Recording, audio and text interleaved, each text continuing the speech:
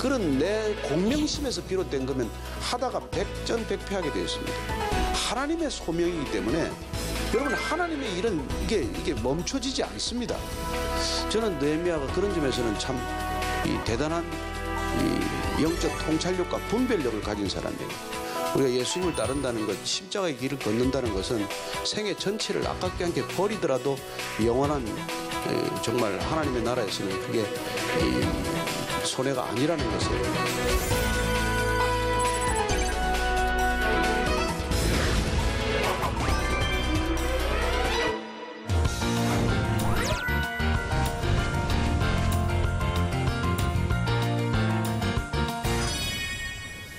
세상은 뭐 프랜차이징을 해도 좋고 뭘 해도 좋아요.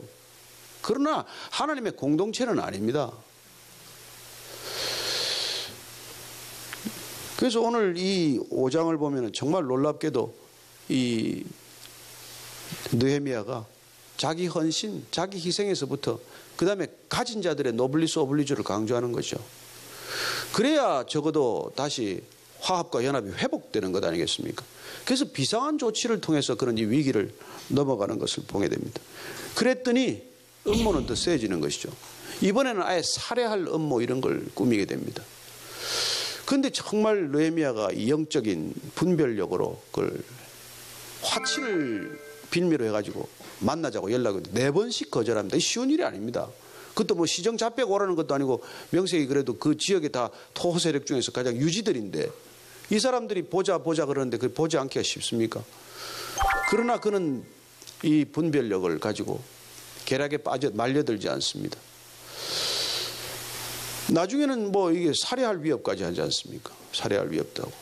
그 다음 나중에는 또 살해할 위협이 있으니까 제사장을 또 이렇게 돈으로 주고 매수를 해가지고 그 제사장이 이렇게 아픈 병을 빙자해가지고 있고 그리고는 이 느헤미야를 초청을 해서 칭병을 빌미로 해가지고 병 문안을 받고 그 자리에서 여기 와서 지금 피신해라. 성에 아직 들어와서 성전에 와서 몸을 피해라.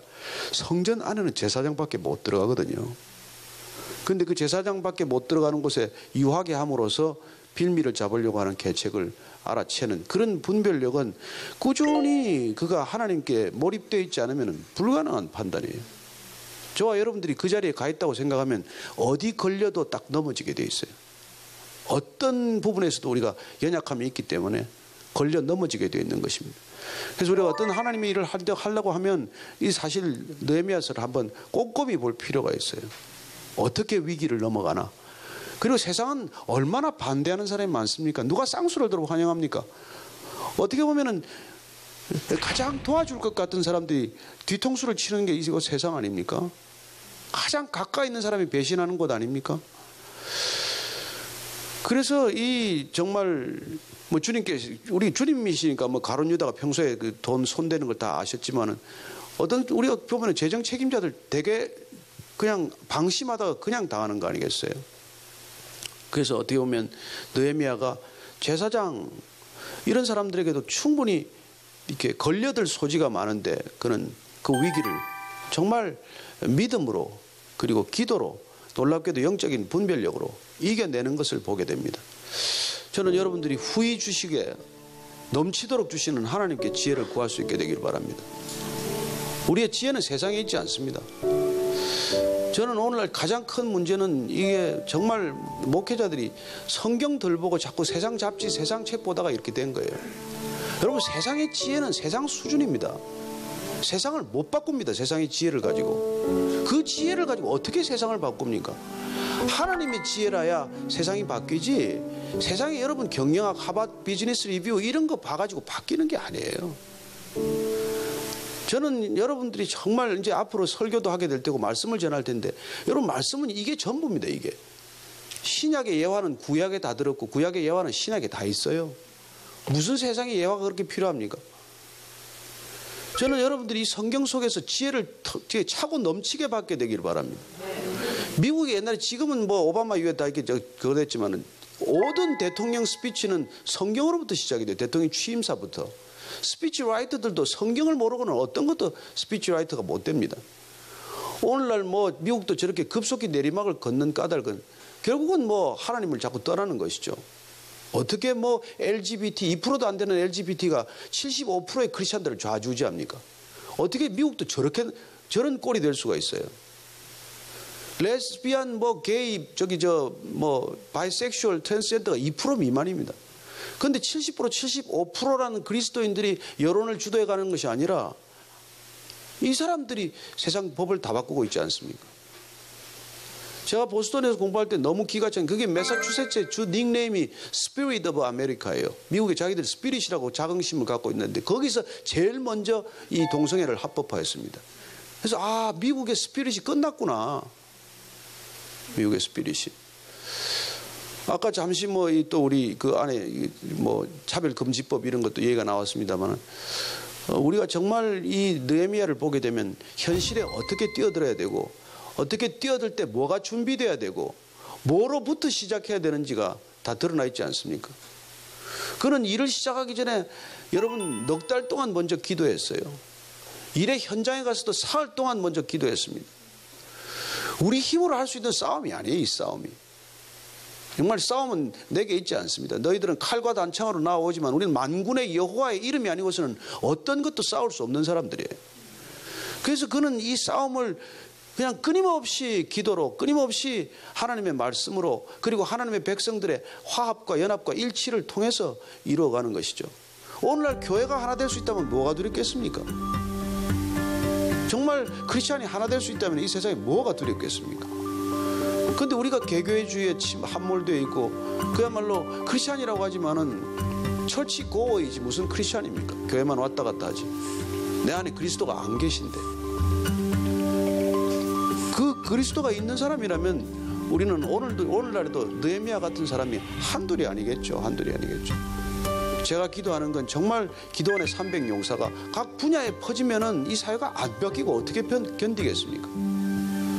무슨 일을 하든지 간에 그 일이 여러분들이 보내심의 장소라면 그게 어떤 분야건 저는 여러분들이 그 일을 그렇게 감당할 수 있다고 믿습니다. 느헤미야는 7장에 드디어 지도자들을 세웁니다. 물론 하나님의 감동된 사람들이에요. 지도자의 원칙은 하나님께 헌신되고 감동된 사람들입니다. 분별 잘해야 됩니다.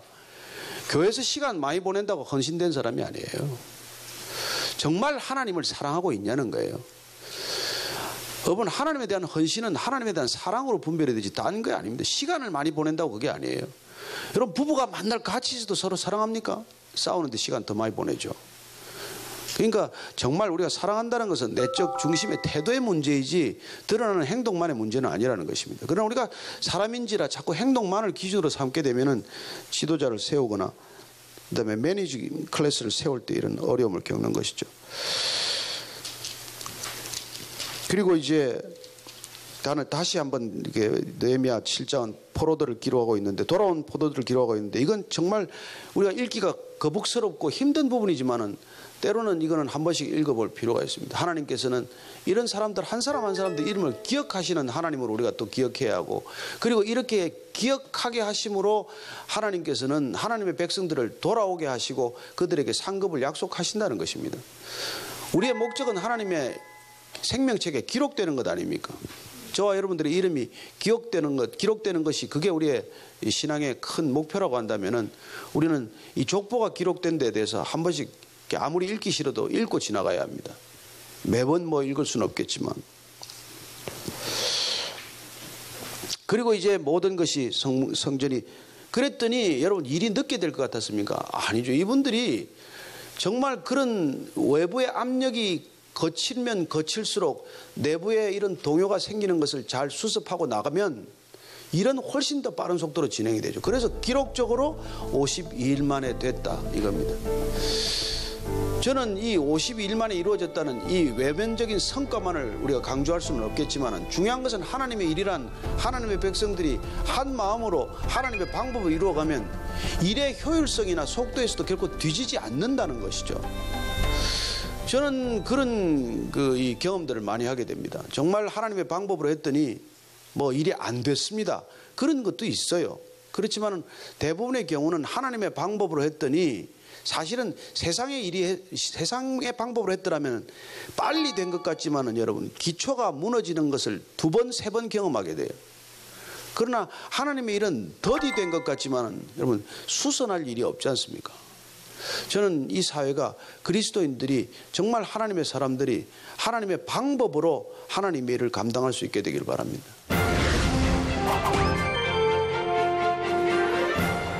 이게 우리가 세상 안에 너무 익숙해져 가지고 아무 차이가 나지 않는 거죠. 그게 이 시대가 안고 있는 과제 아닙니까? 어쨌건 느헤미야 이제 8장에 보면은 중요한 것은 백성들 앞에서 이제 뭘 합니까? 가장 지금 성곽이 완성되었으면은 뭐 큰 세리머니를 해야 되겠죠. 근데 느헤미야는 이때 성곽을 중수한 목적을 이제 다시 밝히게 됩니다. 왜 성곽을 중수했습니까? 여기를 지은 이유는 이제 우리가 마음 놓고 하나님의 율법을 함께 읽을 수 있다는 거예요. 이제는 대적들의 위협에서 벗어나서 우리가 하나님께 몰입할 수 있는 이제 환경이 갖춰졌다. 우리의 관심은 성이 아니요, 우리의 관심은 하나님이다. 본질로 돌아가고자 하는 그의 신앙관을 보는 것이죠. 그게 참, 저는 오늘 우리는 all back to the basic이에요. 신앙은 죽는 날까지 back to the basic입니다. 그분께로 돌아가야지 그분께 시선이 떠나는 순간 선줄로 알면 넘어지는 것이죠. 그런데 느헤미야는 어떤 일이 있어도 그 본질로 돌아가는 놀라운 집중력을 보는 겁니다. 늘 기도의 자리에 있는가 하면 늘 하나님께 지혜를 구하고 있는 모습을 보고, 그리고 또 모든 것들이 이루어졌지만 그 만난을 뚫고 일어났으면 여러분 한 사흘쯤 뭐 놀면서 그야말로 폭죽놀이 해도 되는 사건이죠. 140년 만에 성곽이 지어졌는데 예루살렘이. 그럼에도 불구하고 그는 이제 우리가 하나님 앞에 집중해야 될 때다, 이걸 백성들에게 보여주고 있는 것입니다. 그래서 특별히 이제 학사 에스라를 불렀어요. 학사 에스라가. 왜 에스라서에서도 나오지만 이 학사 에스라를 불러서 그가 역할 분담을 하는 것이죠. 자기는 이 성곽을 중수하는 데 집중했지만, 그리고 사회적인 개혁, 정치적인 개혁은 자기 몫이지만 신앙의 개혁, 그리고 영성의 개혁은 이건 제사장의 몫이니까 에스라에게 맡긴 것이죠. 그걸 혼동하다가 하나님한테 버림받은 사람이 누굽니까? 그게 초대왕 사울이에요. 사울. 그 사무엘 올 때까지 좀 못 기다리고 내가 하지 뭐. 사무엘만 꼭 해야 되나? 그 누가 하면 어떤데? 그러다가 결국 하나님 밖에 눈 밖에 나는 것을 경험했듯이 하나님께서 내게 지어준 지경, 하나님께서 내게 지어준 줄로 지어준 구역이 어디까지인지를 정확히 아는 것이야말로 지극히 중요한 영성의 바로미터라는 것입니다. 그래서 오늘 보니까 느헤미야가 학사 에스라를 불러서 하니까 그냥 듣다가 이제 울기 시작하는 거예요. 여기 보면 13명 레위인들이 옆에 서 있습니다. 에스라가 강단에 올라가가지고 이제 읽기 시작하는 것이죠. 그래서 그걸 해석해줬다는 걸 어떤 학자들은 저걸 원래는 아람어로 밖에는 알아듣지 못하기 때문에 히브리어로 율법 성경 토라를 읽은 걸 레위인들이 아람어로 알려줬다는 거, 이렇게 하는데, 그렇게 해석하는 것보다는 더 정확한 게 문맥상으로 보면은 그 히브리 말을 알아들었다고 봐야 돼요. 다만 성경을 워낙 토라를 오랜만에 듣기 때문에 토라의 단락단락을 끊어서 설명해 주는 것을 레위인들이 그 역할을 맡았던 것이죠. 그래서 보니까 단 위에 올라가서 이렇게 에스라가 토라를 읽기 시작하고 하루에 6시간씩 읽게 됩니다. 초막절을 새로 절기를 지키기로 결단하면서 이 사람들이 일주일 동안 이게 사경회를 한 거죠. 그래서 오전 6시부터 12시까지 계속 그렇게 서서 이걸 듣고 있는 거예요. 서서 6시간씩 온 백성들이 다 서가지고 전부 뭐 늙거나 젊거나 다 이게 있는 거예요. 하나님의 말씀을 받는 이 기쁨 때문에 울음소리인지 이게 무슨 분간이 안 될 정도로 그렇게 터진 거죠. 사람들이. 저는 하나님의 말씀이 저희들 마음 가운데 와서 이런 통곡이 한 번씩 터지는 경험이 있게 되길 바랍니다. 그래서 성경에 여러분 눈물 자국이 있어야 되는 것 아니겠습니까? 성경을 읽다가 한번 밤을 새보는 경험이 있어야 되지 않겠습니까? 이 사람들이 처음으로 이제 이게 여호수아 이후에 이게 처음입니다. 지금 시대 이후에 이런 일이 이 느헤미야에 의해서 이런 일들이 일어났다는 것이죠. 그리고 그런 하드웨어를 갖추고 사회적 정치적 개혁을 이루어 나감으로써 놀랍게도 영적인 개혁을 완성해 나가는 모습을 보는 것이죠. 목표는 영적인 개혁이 되어야 된다는 것입니다. 그리고 그 영적 개혁의 불씨가 되는 것은 내 안에 영적인 불씨가 살아나야 된다는 거예요. 그 한 사람의 불씨가 이렇게 이스라엘 백성 전체에 놀라운 영적 불길로 타오르는 걸 봅니다. 거대한 산을 태우는 하나의 불씨가 저와 여러분이라는 것을 우리가 믿으시기 바랍니다. 주님께서 불을 던지러 왔습니다. 사방에 불을 던지러 왔어요. 평화를 주러 온 것이 아니라 검을 주러 왔노라. 내가 불을 던지러 왔노라. 불이 이미 붙었으면 내가 무슨 소용이 있겠느냐. 저는 우리를 통해서 이 땅에 다시 한번 불이 붙어야 된다고 믿습니다. 느헤미야를 통해서 불이 붙은 거예요. 불이 나는 거예요. 불이 붙은 거예요. 그랬더니 백성들이 죄를 잡아가기 시작, 회개가 터지기 시작하는 것이죠. 그래서 이 영성의 회복을 통해서 진정한 회복들이 시작이 되는 것입니다. 저는 이 사회 개혁의 총체적인 것은 영적인 이 개혁에서부터 시작이 되어야 되는 것이죠. 정말 그랬을 때 진정한 회개가 터지게 되고 이 사회가 정말 회개의 본물이 시작이 돼야 새로워지는 것이지, 그러지 않고 어떻게 새로워지겠습니까? 그래서 본인들이 이제 인봉을 하기 시작합니다. 나는 그러면 이런 이제 회개를 수행하겠다는 인봉이죠. 그렇게 하고 마지막에 보면은 이 백성들이 자발적으로 예루살렘 성을 채우기 시작하고 놀랍게 모든 것들이 회복되는 것을 보게 됩니다. 신기한 거는 12장으로 끝나도 됩니다. 그런데 여기 13장이 한 번 더 붙었어요. 12장으로 모든 게 다 끝났습니다. 그런데 느헤미야서가 한 장이 더 붙었어요. 그건 왜냐하면 12년 총독 끝나서 이 모든 성곽 중건과 그리고 백성들의 새로운 신앙 공동체로서의 회복이 끝났는데 그건 돌아갔을 거 아니에요. 12년 만에 돌아가서 했는데 또 와서 13장이 계속이 된 거예요.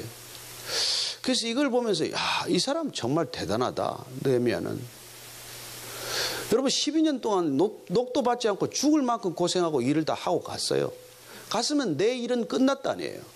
근데 아니에요. 다시 소식을 들리는 거 보니까 또 타락하고 있다는 소식이 들린 거예요. 그는 또 아닥사스다 왕한테 어려운 부탁을 했을 거 아닙니까? 그 측근인데 12년 동안 놓아보낸 것도 사실은 아까운 결정이었는데 또 와서 또 가겠다면 그건 좋아하겠습니까? 그럼에도 불구하고 그는 다시 돌아와서 이스라엘 백성들의 신앙의 끈을 조이는 일을 하게 됩니다. 저는 신앙은 끈을 조이는 이런 모멘텀이 필요하다고 믿어요. 예수님께서는 그 모멘텀을 우리에게 성찬으로 기억하라고 하십니다. 내 살을 먹고 내 피를 마시고 내가 올 때까지 이걸 기억하라고 하는 것이죠. 신앙은 기억하는 것입니다. 기억이 희미해지기 때문에. 놀랍게도 신발끈을 조여 매는 것과 마찬가지예요. 신발끈은 법칙이 있어요. 반드시 풀어지는 법칙. 그걸 미국 대학에서 연구를 했더라고요. 왜냐하면 중력의 7배가 그 끈에 힘이 미쳐서 우리가 걸을 때 반드시 얼마간 걸으면 끈은 풀어지게 돼 있대요. 제가 그걸 보면서 우리의 신앙은 반드시 풀어지게 돼 있어요. 세상 속에 살아가는 신앙이기 때문에. 그때 하나님께서는 우리에게 다시 한번 기도로, 말씀으로, 그리고 특별히 주님께서는 성찬으로 우리에게 다시 신앙의 끈을 조여 매도록 하시는 것이죠. 그는 갔다가 다시 돌아와서 이스라엘 백성들을 얼마나 사랑하면 그렇게 했어요. 저는 하나님께서 그렇게 우리를 AS 해주고 계신다고 믿습니다. 우리가 또 느슨해지고 우리의 신앙이 다시 또 풀어지고 우리가 다시 또 옛사람으로 돌아갈 조짐이 보이면 하나님께서는 고난이라는 확성기를 통해서 신발끈을 조여 매십니다. 이 민족에게 다시 고난의 확성기를 들이대고 있습니다. 얼마나 큰 소리로 울리는지 모르겠어요. 굉음이 울리고 있습니다. 우리가 깨어 엎드려서 정말 주님께 돌아가지 않으면은 정말 이 백성들을, 믿음의 백성들 때문에 고난은 오는 것입니다. 원래 저들 때문이 아니에요. 저들은 마지막 심판받을 사람들이에요.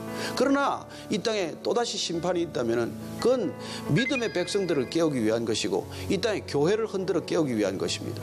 이스라엘 백성들이 타락했기 때문에 바벨론으로 끌려간 것이 바벨론 때문에 이스라엘 백성들을 끌고 간 게 아니에요.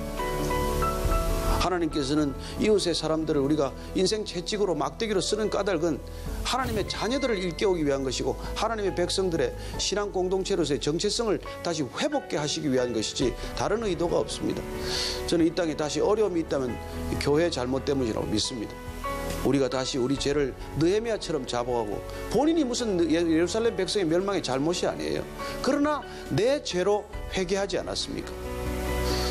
오늘 이 시간에 같이 말씀을 나눈 저와 여러분들이 정말 우리가 통해 자복하고 저들의 죄, 조상의 죄, 불신자들의 죄, 믿는 사람들의 모든 죄를 우리가 함께 자복하고 통회함으로써 하나님께서 긍휼함을 베풀어 주시도록 기도하는 저와 여러분들, 그리고 느헤미야처럼 누가 알건 모르건 우리에게 주신 소명을 향해서 끝까지 그 책임을 완수해가는 믿음의 사람들 다 되기를 축복합니다. 네, 기도하겠습니다.